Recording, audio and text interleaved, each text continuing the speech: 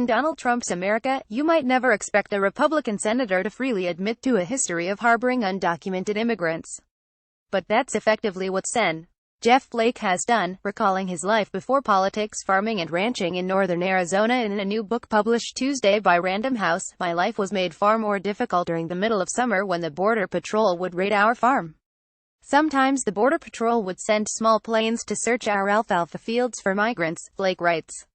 When I would hear the distinctive whine of the Cessna, I'd hop on a horse, put on a hat that would obscure my head, and try to divert the Border Patrol away from our workers, a decoy in the game of cat and mouse. Flake was, of course, a member of the bipartisan Gang of Eight which crafted an overhaul of federal immigration laws that passed the Senate only to see in action in the House. It's against that backdrop that Flake, who faces voters again in 2018, makes his case for how the Republican Party came to be taken over by Trump and a mixture of nationalism and populism. The crux of conscience of a conservative, named just as the 1960 work by another Arizonan, Sen. Barry Goldwater is criticism of Trump and not exactly veiled shots at GOP leaders like Speaker Paul Ryan of Wisconsin and Senate Majority Leader Mitch McConnell of Kentucky, who it seems in Flake's view acted as enablers. But it is Flake's self-reflection that is perhaps most insightful. A true conservative and Goldwater disciple, the senator regrets voting against bailing out Wall Street back in 2008. Flake publishes a contemporaneous diary entry about how GOP presidential candidate and of course, Arizona Sen. John McCain was lobbying for his vote, and how he rejected that entreaty. TARP was actually a modest price to pay to forestall a global depression. My vote against the bill is a vote that I still regret. That the vote did not hurt me politically is immaterial. That the bill was attacked from both right and left, and as a matter of policy was deeply flawed, is beside the point, Flake writes. Here's what mattered at a moment of national and global crisis. That vote was an abdication of my responsibility as a member of Congress. With the benefit of hindsight, Flake says he should have viewed the House votes on the Troubled Asset Relief Program much differently from the establishment of the Medicare prescription drug benefit back in 2003. My TARP vote was more an act of cowardice than conscience. I knew what needed to be done. I just left it up to my colleagues to do it. Flake was revising his new book right up until publication, as indicated by a scene from a hospital waiting room on the day of the shooting at the Republican practice for the congressional baseball game. It seems elementary to have to form this thought, much less write these sentences, but here we are. I am a proud conservative and a lifelong Republican, Flake writes. That does not make the Democrats my enemies.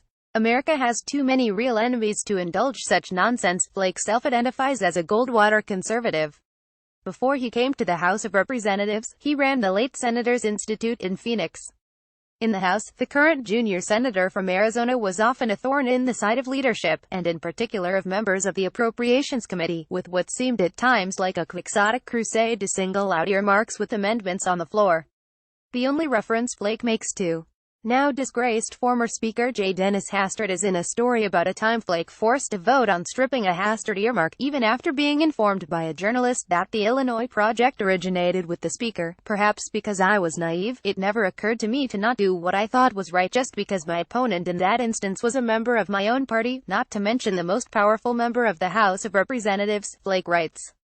Among GOP congressional leaders criticized by name, Flake has perhaps no stronger words than for Newt Gingrich and Tom DeLay.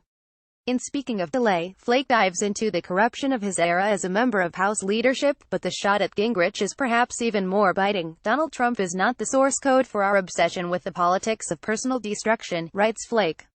Our crisis has many fathers. Among them is Newt Gingrich, the modern progenitor of that school of politics.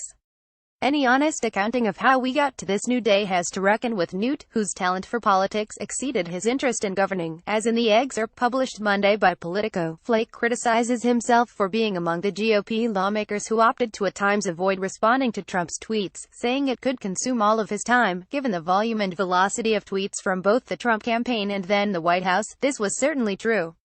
But it was also a monumental dodge. It would be like Noah saying, if I spent all my time obsessing about the coming flood, there would be little time for anything else. Flake writes at a certain point, if one is being honest, the flood becomes the thing that is most worthy of attention.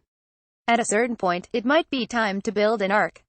Get breaking news alerts and more from Roll Call on your iPhone or your Android.